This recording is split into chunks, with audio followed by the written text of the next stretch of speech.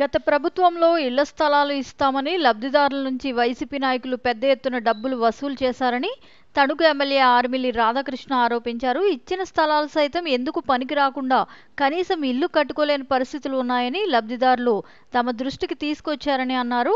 సుపరిపాలనలో తొలి అడుగు కార్యక్రమంలో భాగంగా గురువారం ఇరగవరం మండలం ఐతంపూడి, పేకేరు గ్రామాల్లో పర్యటించిన ఎమ్మెల్యే రాధాకృష్ణ ఇంటింటికి వెళ్లి గత ఏడాది కాలంగా అందుతున్న సంక్షేమం, అభివృద్ధి అడిగి తెలుసుకున్నారు.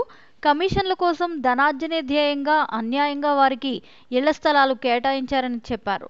అర్హులైన లబ్ధిదారులకు రాబోయే రోజుల్లో పట్టణ ప్రాంతాల్లో 2 సెంట్లు, గ్రామీణ ప్రాంతాల్లో 3 సెంట్లు అందజేయాలని ఇప్పటికే చంద్రబాబు నాయుడు నిర్ణయం తీసుకున్నారని, ఇందుకు సంబంధించి లబ్ధిదారుల జాబితాలను తయారు చేస్తున్నామన్నారు. సంక్షేమాన్ని ప్రణాళిక ప్రకారం అమలు చేయడానికి సన్నాహాలు చేస్తున్నామని ఆయన తెలియజేశారు. ఐతంపూడి, పేకేరు గ్రామాల్లో అభివృద్ధి కార్యక్రమాలను సీసీ రోడ్లు, డ్రైనేజీల నిర్మాణం చేపట్టామన్నారు. సుపరిపాలన తొలి అడుగు కార్యక్రమం ఇరగవరం మండలం పేకేరు, ఐతంపూడి గ్రామాల్లో నిర్వహించడం జరుగుతుంది. ఈ 2 గ్రామాల్లోనూ కూడా ప్రజలందరూ కూడా పెద్ద ఎత్తున స్వాగతం పలికి కూటమి ప్రభుత్వం అమలు చేస్తున్నటువంటి అభివృద్ధి సంక్షేమ కార్యక్రమాల పట్ల వారందరూ కూడా తమ ఆనందాన్ని వ్యక్తం చేస్తున్నారు.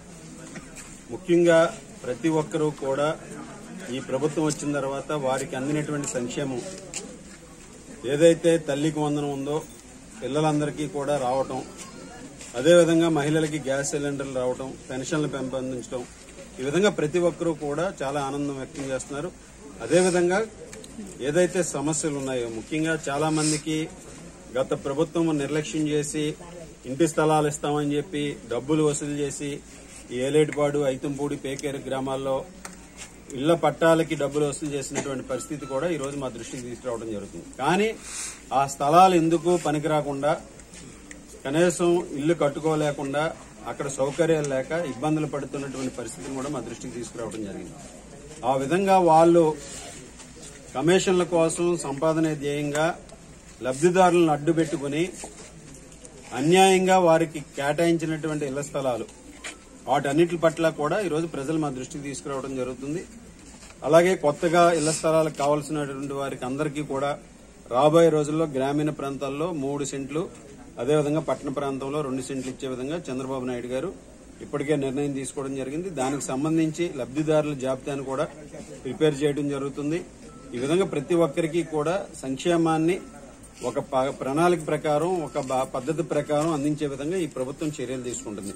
అదేవిధంగా అభివృద్ధి కార్యక్రమాలు ఈ గ్రామంలో పెద్ద ఎత్తున అభివృద్ధి కార్యక్రమాలు చేయడం జరిగింది. ముఖ్యంగా ఐతంపూడి గ్రామానికి సంబంధించి R&B రోడ్డు సీసీ రోడ్డుగా మార్చడం గానీ, ఇక్కడ డ్రైనేజీల నిర్మాణం గానీ, అలాగే సీసీ రోడ్ల నిర్మాణం గానీ చేయడం జరుగుతుంది. పేకేరు గ్రామంలో కూడా ఆ విధంగా ఇన్ఫ్రాస్ట్రక్చర్ డెవలప్ చేయడానికి చర్యలు తీసుకోవడం జరిగింది.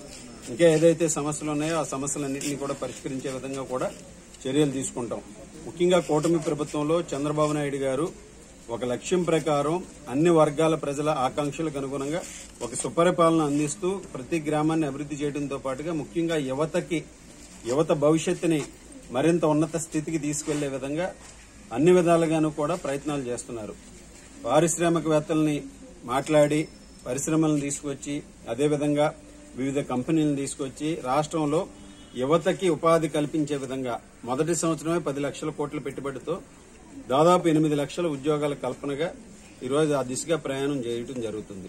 అదేవిధంగా ముఖ్యంగా టెక్నాలజీని కూడా అనుసంధానించి ఈరోజు వాట్సాప్ గవర్నెన్స్ ద్వారా, మనమిత్ర యాప్ ద్వారా 547 సర్వీసెస్ ని కేవలం వాట్సాప్ ద్వారా పొందే విధంగా కూడా మన ఇంటికి కరెంటు బిల్లులు కట్టడం గానీ, ఇంటి పన్నులు కట్టడం గానీ, అదేవిధంగా మ్యారేజ్ సర్టిఫికెట్లు తీసుకోవడం గానీ, అలాగే 10th, ఇంటర్ రిజల్ట్స్ సర్టిఫికెట్స్ తీసుకోవడం గానీ, ఈ విధంగా అనేక సర్వీసెస్ అన్ని కూడా వాట్సాప్ లో ఇవ్వడం జరిగింది.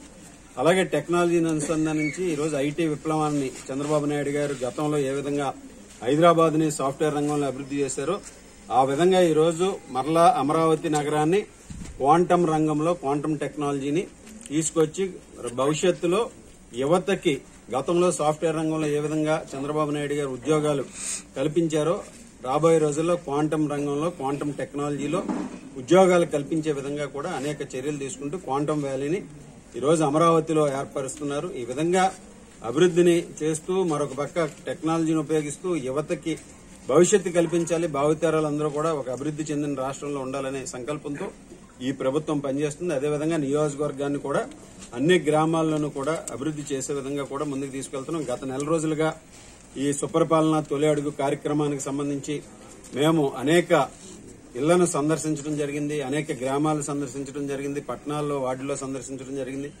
ఎక్కడికి వెళ్లినా కూడా పేద ప్రజలందరూ కూడా మహిళలు ముఖ్యంగా పెద్ద ఎత్తున స్వాగతం పలుకుతూ వారందరూ కూడా వారి సంఘీభావాన్ని ఈ ప్రభుత్వానికి, ఈ ప్రభుత్వం చేస్తున్న మంచి పనులకి సంఘీభావాన్ని వ్యక్తం చేయడం చాలా సంతోషంగా ఉంది.